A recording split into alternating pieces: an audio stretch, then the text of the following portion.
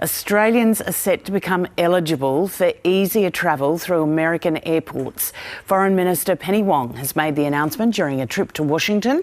North America Bureau Chief Jade McMillan joins us from there. Jade, good morning to you. Easier travel through American airports. That is music to quite a few people's ears. What does it mean for Australians? Well, this is something that Australia has been talking about, Lisa, since 2018, but progress towards reaching an agreement had stalled until now.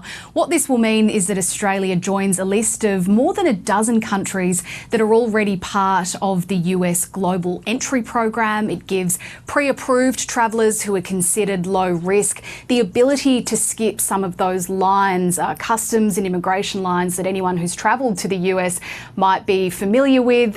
Instead, they would use an automated kiosk to pass some of those steps, more like the self-service kiosks that Australians might be familiar with when they're returning home. And those systems in Australia, it's worth noting, are already open to American citizens. Now, to become eligible, people will need to pass a series of background checks. There'll be fees involved, and the US authorities ultimately decide who is approved or not. And it will be rolled out in a couple of phases. So the first will see up to 1,000 Australians able to apply from early next year.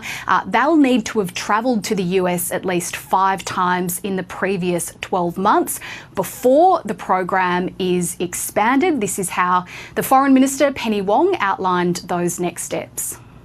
The plan is to make the program initially available from January 2025. We have to pass legislation through the Commonwealth Parliament, and the arrangements are that from the time that is passed, we would anticipate an unlimited number of Australians who are eligible can access the program.